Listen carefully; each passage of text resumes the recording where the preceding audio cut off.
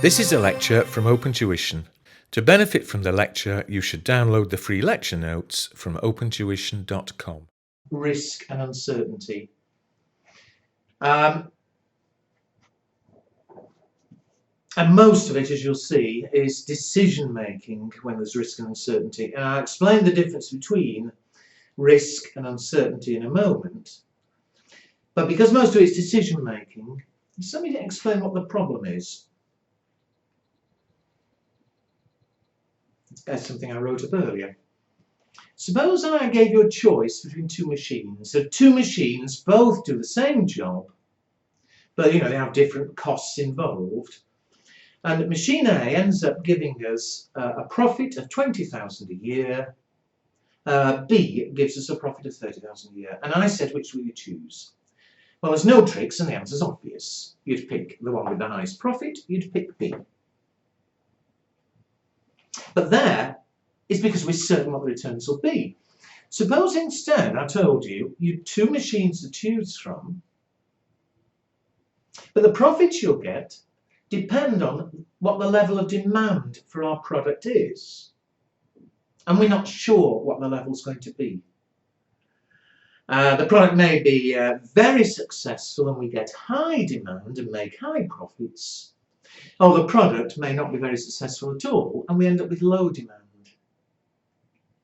And we've, done various costings and things. We've decided if there's low demand, that's what the profits will be per year.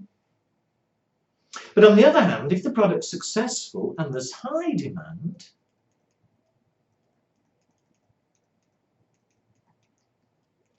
the profits will be a lot higher. A will give us 100,000 a year instead of 20. B, there's a different cost structure. It gives 30 if there's low demand. If there's high demand, it'll give more, but it'll give 80. Now then, tell me, which one would you take? And there's no sort of best machine. Because obviously, if you knew demand was going to be low, you would pick B. You'd rather have 30 than 20. If you knew demand would be high, you'd have picked A. 100 as against 80. But what are we going to do? Well, it all depends on your attitude to risk. We're uncertain as to what the results are going to be. And it depends on your attitude. For instance, you might say, I'm not going to take the risk here. You might decide you'll pick B simply because if the worst happens, you'll get most. Whatever happens, you're guaranteed to get 30,000. You can't do any worse. All right, you may do better, but at least you'll get at least 30,000. And I don't know, if these were millions and it was me personally deciding, I'm not greedy.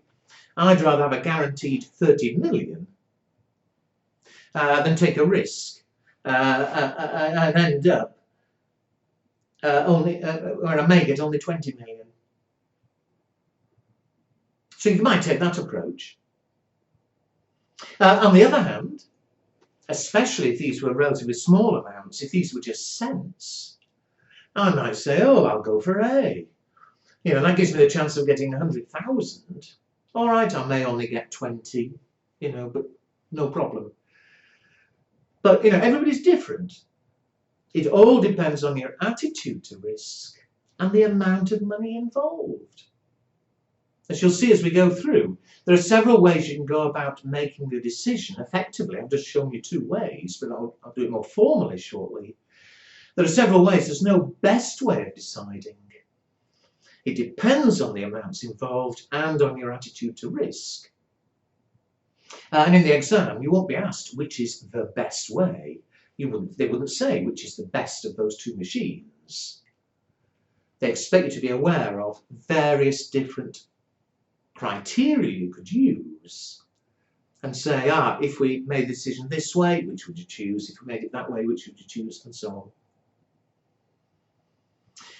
Before we go into a full example, I've already effectively told you 2 ways we might make the decision. Let me show you a third. So as we've got that information, but somehow I'd managed to find out the probabilities of the demands being high or low. I've done market research and things. And I think the probability of demand being low is 0.3. And the probability of demand being high is 0.7.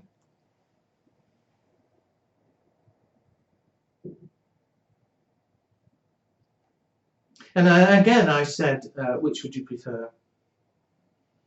Well, what you could do, another approach, would be to say, if we picked A, we'll either get 20 or 100 with those probabilities.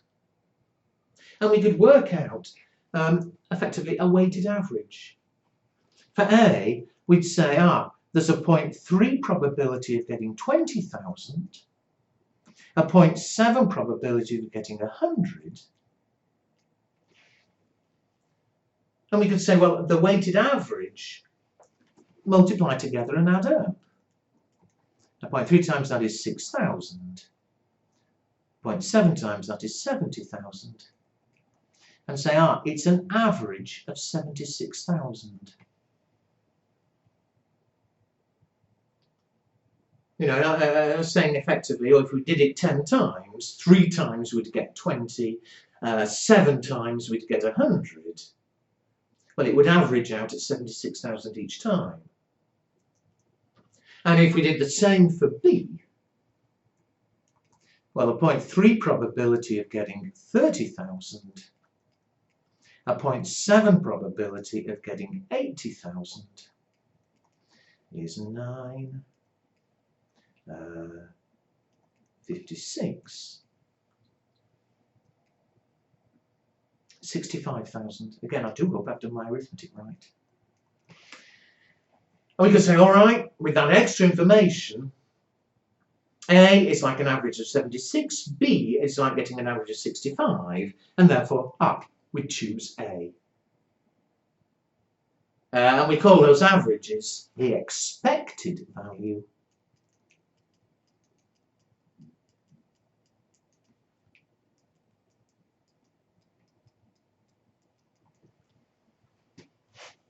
And it gives us another basis for a decision. And a lot of people think, well, that's perfect. That's the best way of all, if you've got that information about probabilities. But in fact, it isn't. It's not a perfect way. It's a way of making a decision. But if this was something you were going to do, 10 times, then perhaps on average, A would give you 76, B would give you 65, A would be better.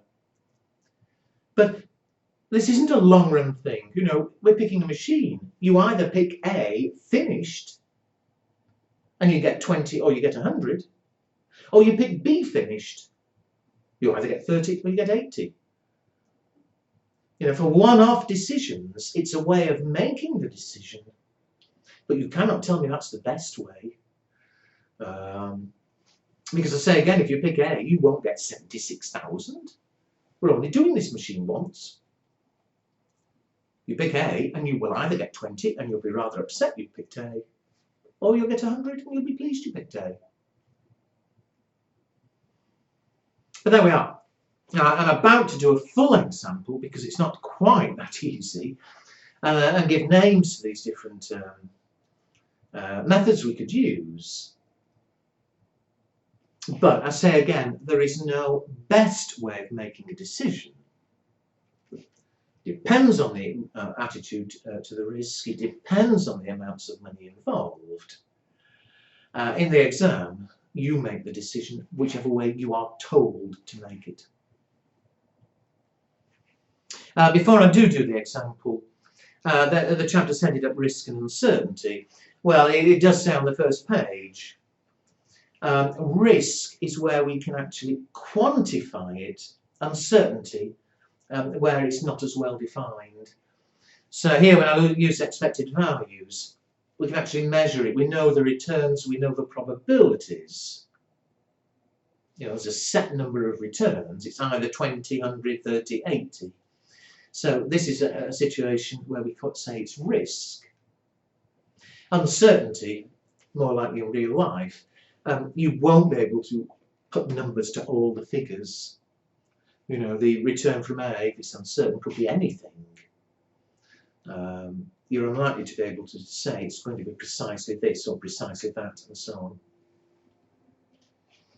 Anyway, there we are. Let's look at a proper example. There is a tiny exercise one, which I'm not going to do. It's repeating what we did here, effectively. Not as good as what I did here.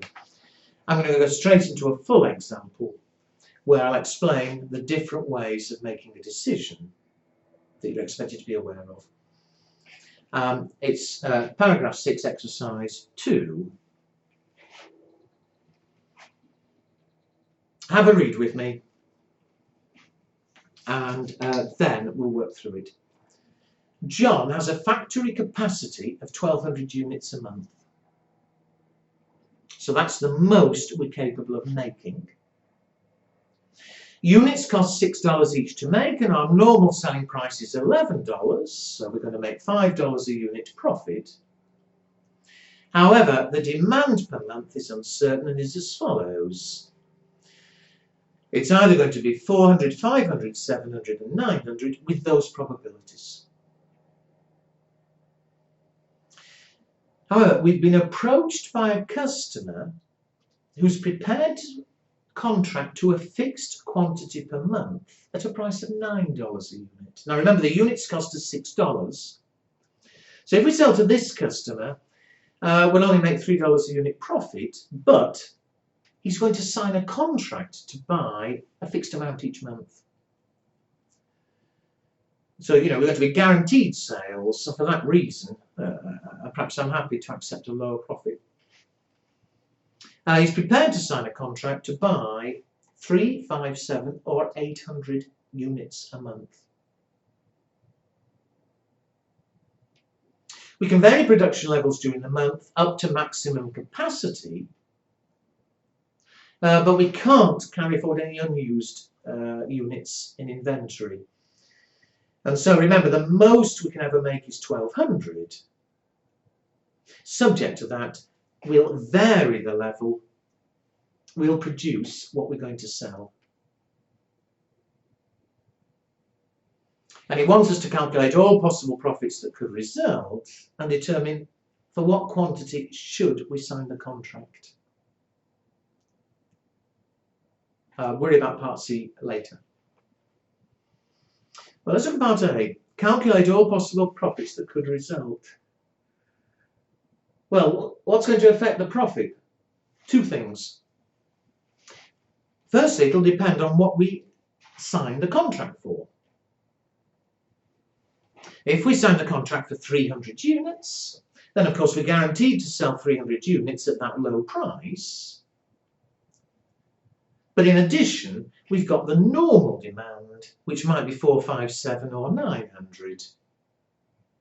So the profit we make each month will depend on how many we've contracted to sell, and in addition, how many normal people want.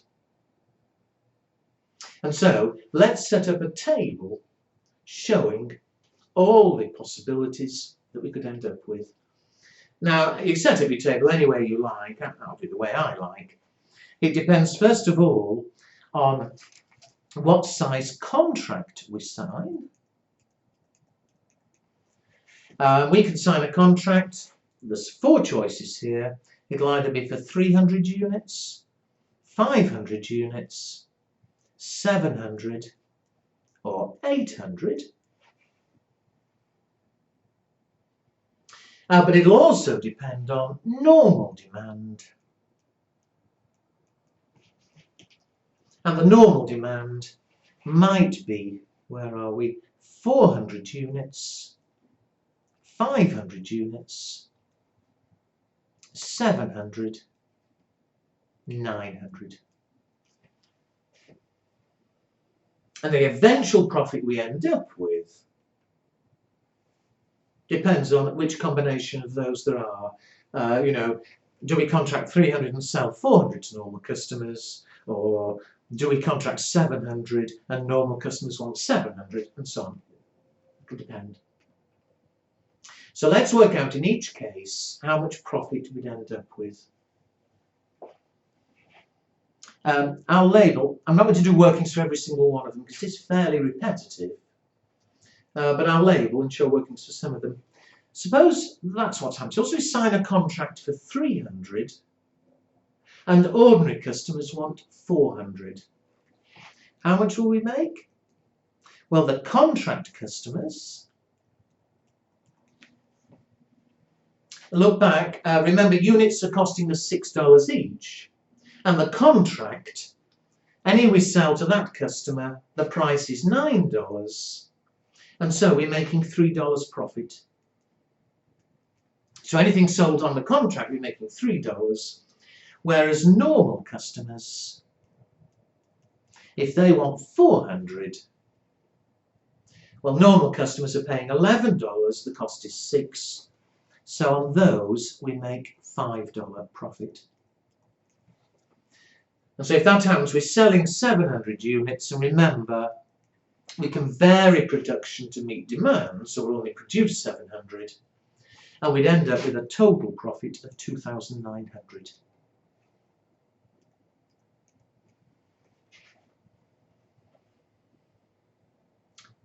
I said I'm not going to show workings for all of them, but let's do another 2 or 3. Let's do this one.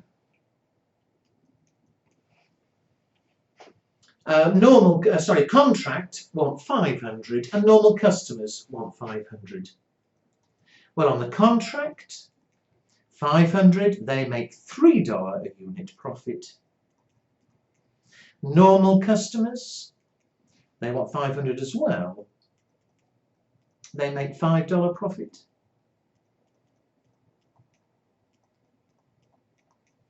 So total 4,000. I said it a moment ago, it's very repetitive. Once we get into it, it becomes speed. However, let's look at one more. What about this one? Suppose we decided to sign a contract for 800 and ordinary customers wanted 900. Well, if we sign the contract for 800, we have to supply 800. And contract sales make $3. Normal customers want 900, but with a problem. Because remember, the first line of the question said, our capacity is 1,200 units a month, so we can only make 1,200 units a month. If we sign the contract, we've got to supply that customer with his 800. And it means that we're only capable of producing another 400. So even though ordinary customers want to buy 900, we can only sell 400 to them. The rest will have to go away. We can't produce more than 1,200 in total. So those 400 to normal customers, remember, they make $5 a unit. And so the total there would be 4,400.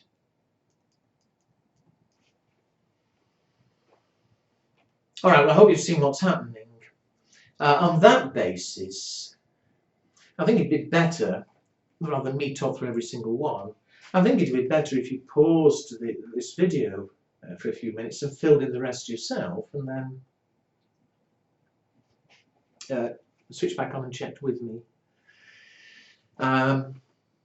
Anyway, I don't know. If you have paused, then and you've restarted, then check.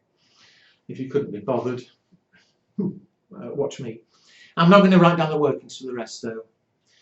I'll do it. I'll speak it and write them down. If I speak too fast, you'll have to think about it and ask in the Ask the Tutor forums. But 300 and 500. Contract 300 at $3. Whoops. $303 is 900. 500 $5 is 2,500. So a total of 3,400. 700 with extra 200 to normal at $5. That will be 4,400. and 900. Again, it would be an extra 200 to ordinary customers. That would be 5,400. If we contract 500, we're getting 1,500 from the contract, together with 400 at $5, 2,000. So in total, we'll get 3,500. We've already calculated earlier that if normal wants 500, it's 4,000. If normal wants 700, that's an extra 200 to normal, an extra 1,000, it's 5,000. But if they want 900, we can't supply. Remember, the maximum we can produce is 1,200. So if there's 500 to the contract, fine, we can sell the other 700 to normal. If they want 900, we can still only sell them 900, so it's 5,000. 700 on the contract, $3, that's 2,100. If there's 400 to normal customers, that's 2,000, so 4,100 in total. If normal 100, that's 500, that's an extra 100. If $5, 500, so it's 4,600. But again, at that stage, 700 to contract, 500 to normal, that's our maximum capacity. So if normal want more, we can't sell them more. We can still only sell them the 500. And finally, if the contract's 800, then in fact we've already done the workings, because since we can only make 1,200 in total, then however many normal demand, we can only sell them at 400. And so whatever the demand, makes no difference. We'll end up with 4,400.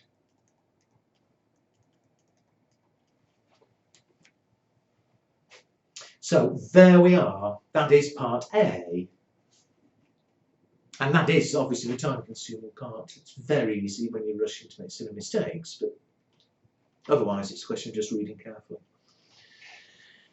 More importantly, though, is how are we going to decide? Sorry, I'm trying to make space so it doesn't get too cluttered. How are we going to decide what decision to make? Okay, now let's look at part B, where we need to learn the decision-making rules. We've got all those profits, and of course the level of profit we make depends on what we decide. We decide on the contract size, and we need to decide which one we want, whereas the normal demand is uncertain. And I said before, there's no best way of making the decision. In the exam, you do whichever way or ways you're told to use. And there are four. If you look at part B, and I'll do them in the order there, there's expected value, Maximin, Maximax, and Minimax Regret. So I'll work through each in turn and make the decision using each of the four rules that are involved. And the first way, when I already showed you with my little simple example earlier, is expected value. And for expected value, we need to know the probabilities of each of the possible returns. And we do, because we know the probabilities of the uncertain demand. It's 0.2, 400, 500 has a probability of 0.3, 700 a probability of 0.4, and 900 a probability of 0.1. So for each possible choice, each contract size, let's work out the average or the expected return. So let's go through one by one. First of all, if we contract for 300, we're going to get, depending on the demand, we'll get either 2,900, 3,400, 4,400, or 5,400. And we know the probabilities that go with each of them, 0.2, 0.3, 0.4, 0.1.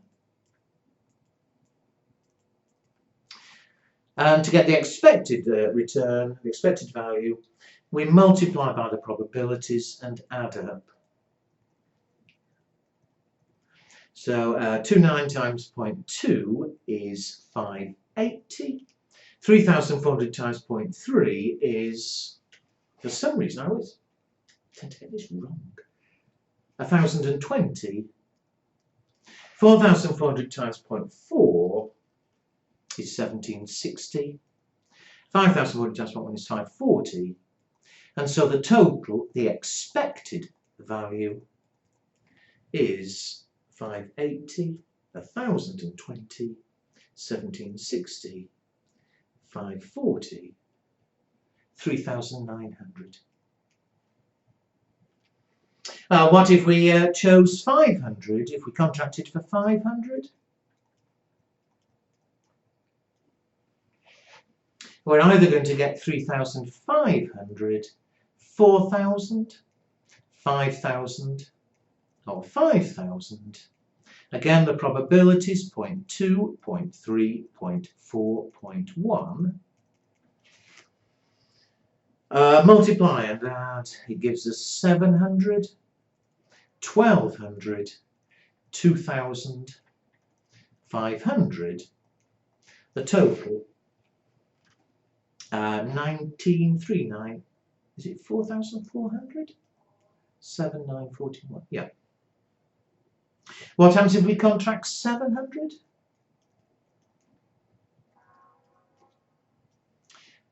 It's 4,100, 46, 46, 46, 0.2, 0.3, 0.4, 820, 1380,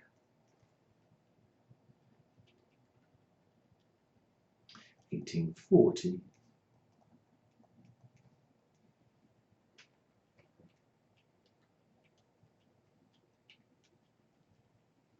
4,500. In fact, you may have realised, I hope you did, I could have saved a few seconds there. Instead of multiplying 4,600 by 0.3 and then by 0.4 and then by 0.1, I could have done those last three in total by multiplying 4,600 by the total of them by 0.8. Finally though, what if we contract for 800? Well, I hope you realise there, we don't need to keep multiplying and adding. Surely, check me if you don't believe me, but since they all give 4,400, we'll get 4,400 whatever. So, I should have headed this up. I'm doing the expected value approach.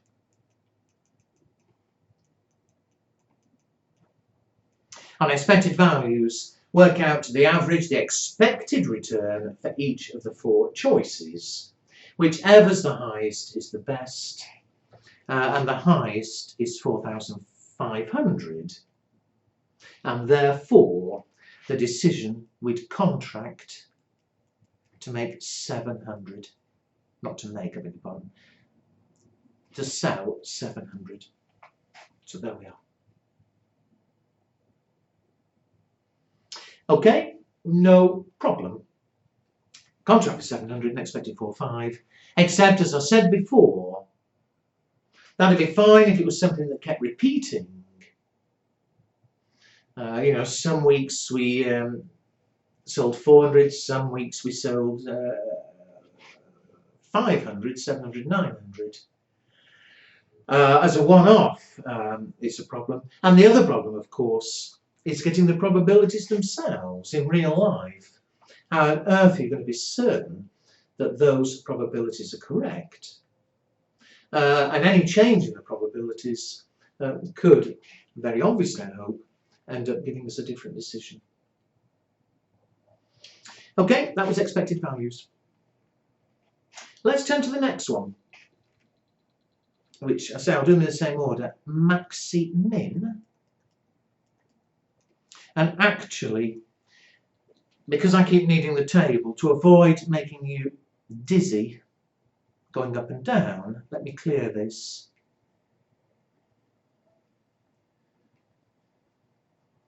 If you've lost it, remember you can always wind back. All those answers at the back of the notes. But it's just otherwise to keep going up and down to the table. It's going to cause awful confusion. Now, the second approach we'll take, Maximin.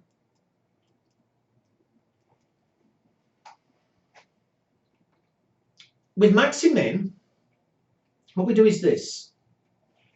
It's sort of slightly pessimistic. We say for each course of action that we can choose, so here we're choosing contract size, in each case we say what's the worst that can possibly happen, and we pick the best of the worst. I'll write that down, but then I'll put the numbers to it. With Maximin, for each course of action, or for each choice, we identify the worst outcome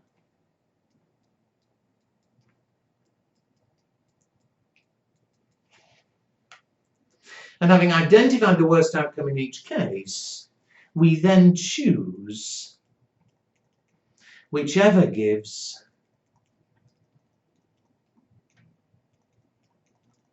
the best of these worst outcomes.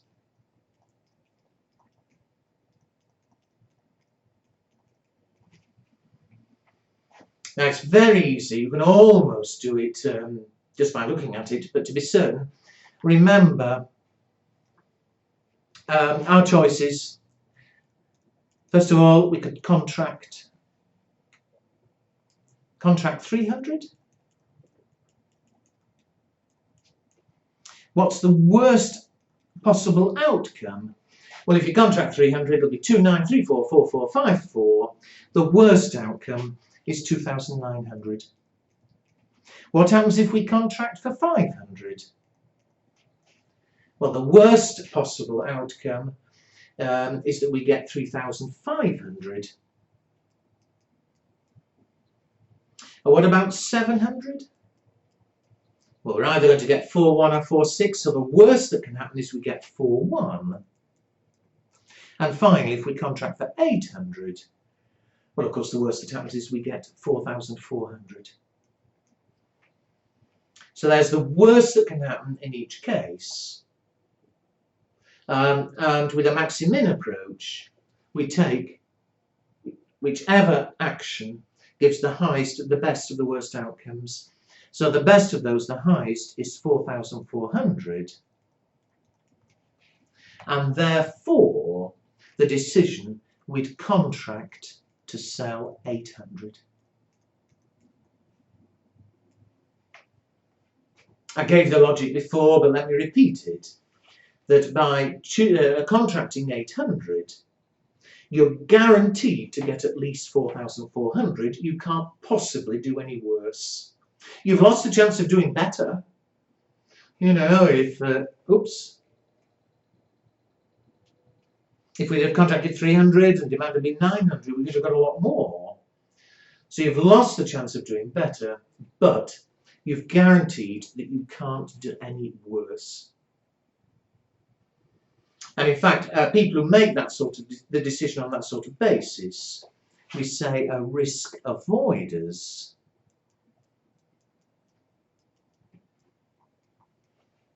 We're not prepared to take the risk of going for a higher return, because if we did contract 300, we could get a lot more, but there's a risk of getting a lot less.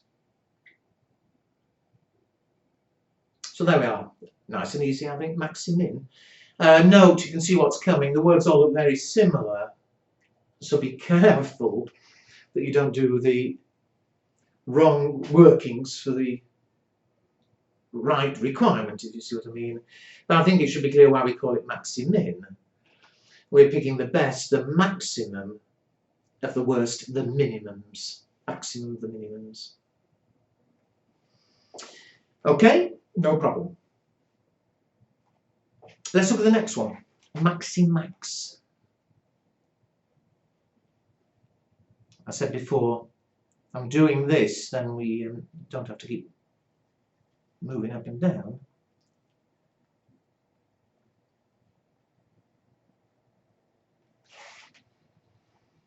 Maximax. Again, you'll see this actually it's one you can write the answer straight down to, but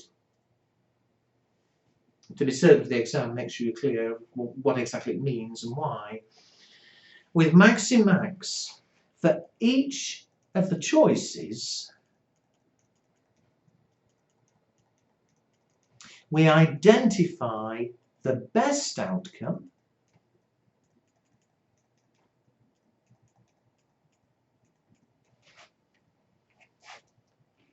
and to make the decision, we choose the action that gives the best of the best outcomes.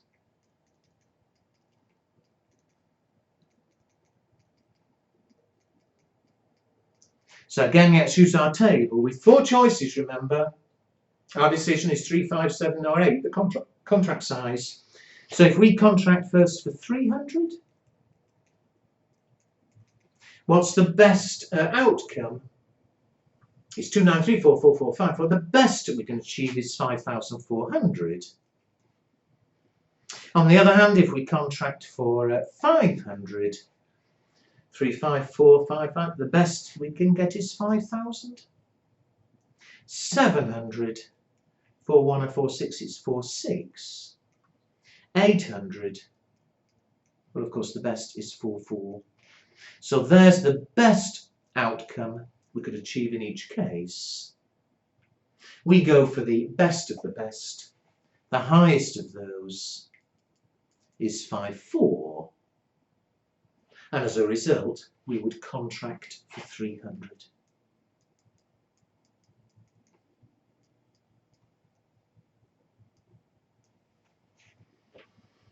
So an easy one, and in fact, you can write that one straight down.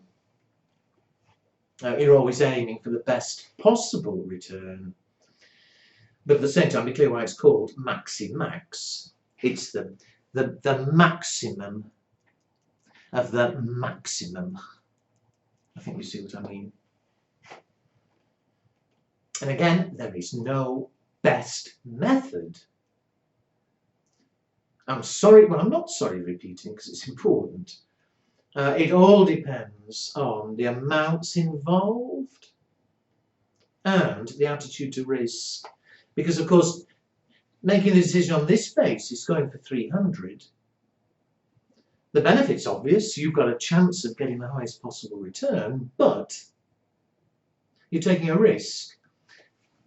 You could end up with the worst possible return. We're all different. It's the attitude to risk and the amounts of money involved. When I say attitude to risk, we say that people who make the decision this way are risk seekers. A risk seeker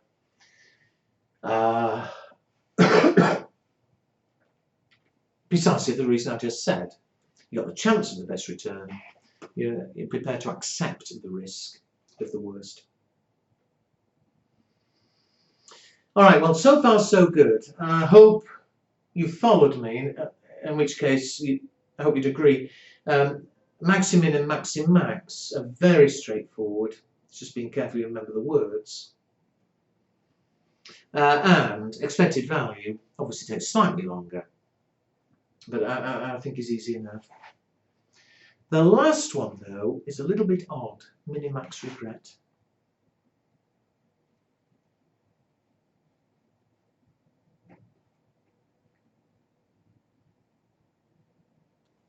And here,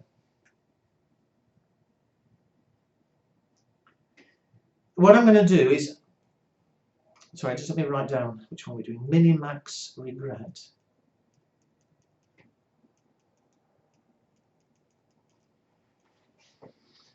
I'm going to leave our example for a second. I'm going to write up a tiny, tiny problem just to explain what we're going to do with Minimax Regret, the logic, it won't take many seconds or minutes, but then I'll come back and do it on this full example using our table. So, be patient again with me. A tiny, tiny little example. Suppose I told you we'd a choice of two things. Maybe we can two machines, whatever. And for each choice, suppose there were just two possible outcomes. Maybe it's the level of demand. There might be low demand or high demand.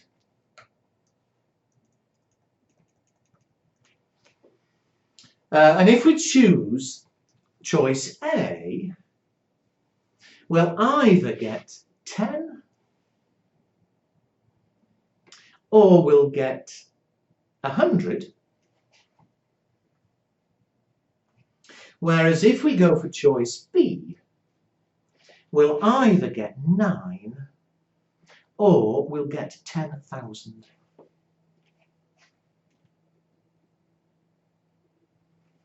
And suppose we're a risk avoider, and therefore we're using the Maximun criteria.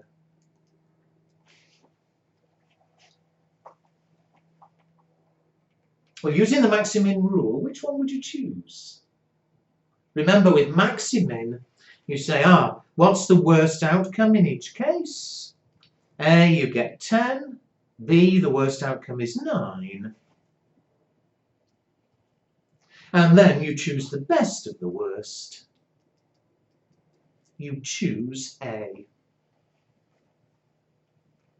And I went through the logic, you're choosing A because whatever happens, you're guaranteed to get at least 10. You can't do any worse. Now, although there's a logic to being a risk avoider, and that example is extreme deliberately, I think you'd be completely mad to choose A. Because A, you either get 10 or 100. B, okay, you might get a bit less, 9, but only $1 less.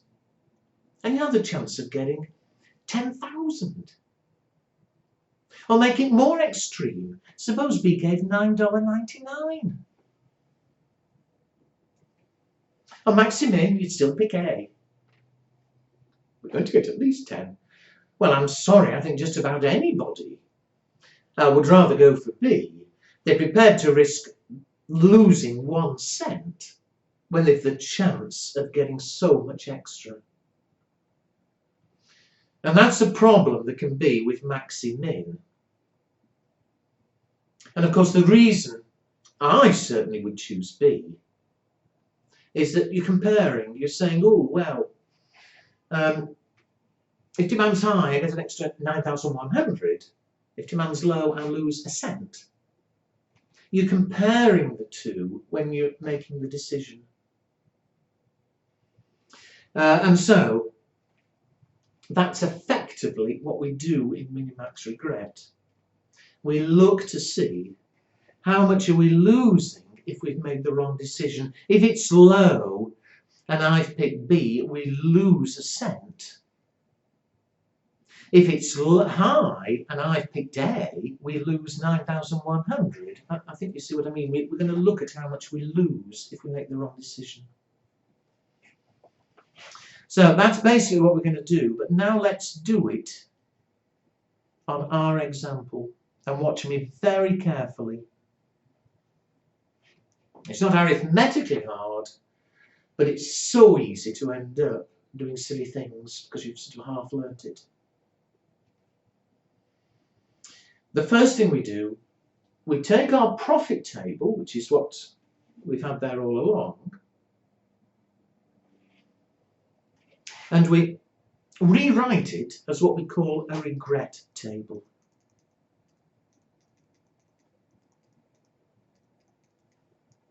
So we set up the table again. The choice, remember, was the contract size, which was 3, 5, 7 and 8.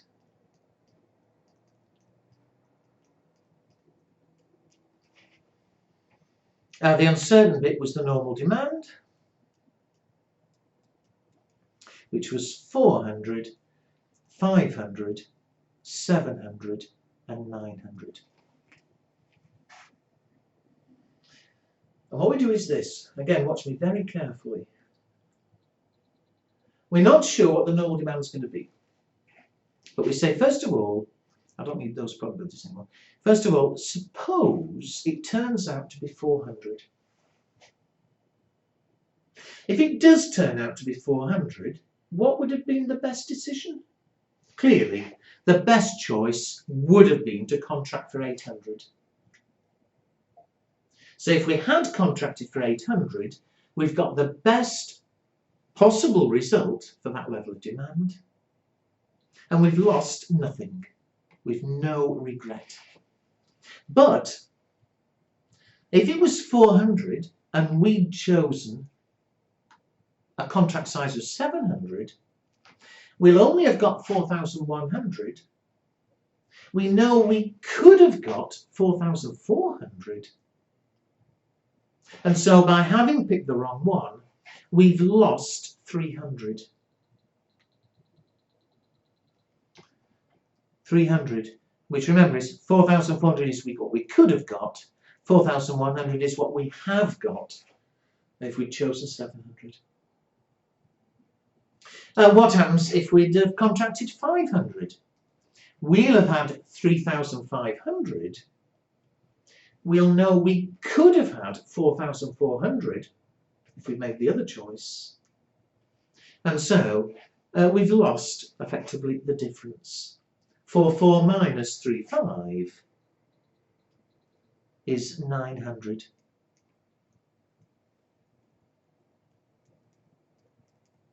So in each case, we're saying how much have we lost by having made the wrong decision as against what we could have had if we'd made the right decision. And so finally on 400, if normal demand is 400, if we'd have chosen a contract size of 300, we'd have got 2,900. We could have got 4,400. And so we've lost the difference of 1,500. So in each case, there's the regret we'll feel, the loss we're effectively making by having made the wrong decision. Well, all of that was done for normal demand of 400, but of course normal demand might be 500.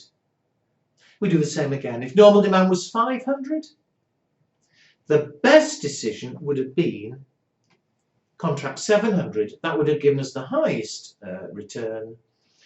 And if we had gone for 700, we've lost nothing. But if normal demand was 500 and we've gone for any of the other contract sizes, we've lost out. If we'd gone for 300, we'll only have got 3,400. We could have had 4,600. We've lost the difference of 1,200. If we'd gone for 500, we'll have got 4,000. We could have had 4,600. We've lost the difference of 600. And finally, if we'd gone for 800, we'll have had 4,400. We could have had 4,600. We've lost the difference of 200. So by now you should be seeing what's happening, but let's finish the other two off. If normal demand is 700, the best choice would have been contract 500. We'd have had 5,000, no regret. For the others, the difference between what we'd have got and the 5,000 we could have got. So 5,000 less 4,400 is 600. 5,000 less 4,600 is 400. 5,000 less 4,400 is 600.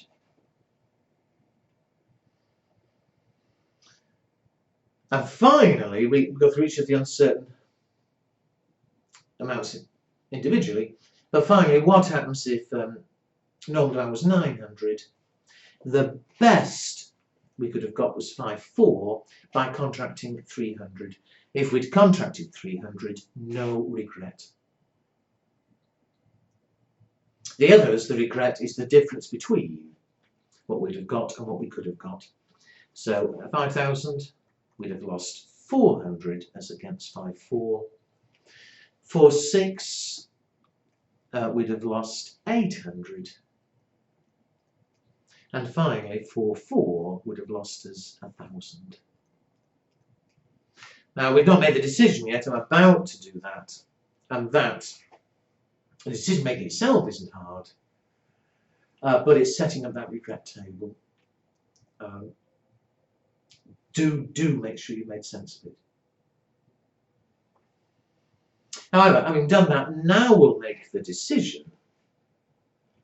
And what we do, and the reason it's called Minimax Regret, we are a risk seeker, and so just like Maximun earlier, we identify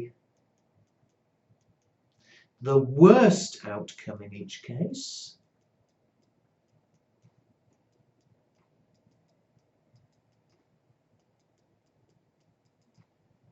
and we choose the best of the worst outcomes.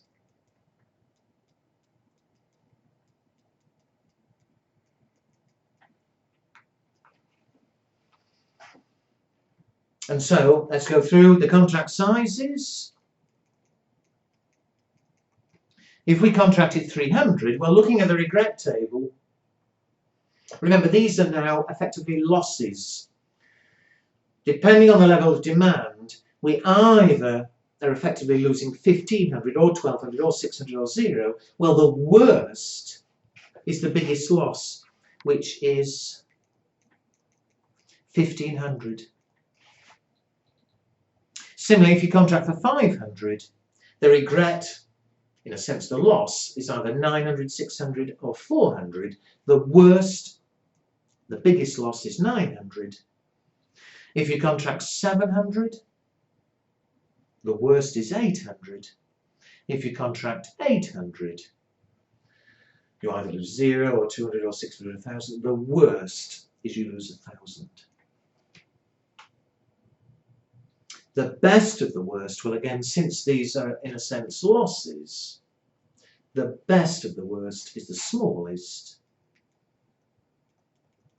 which is 800, and therefore you'd contract for 700.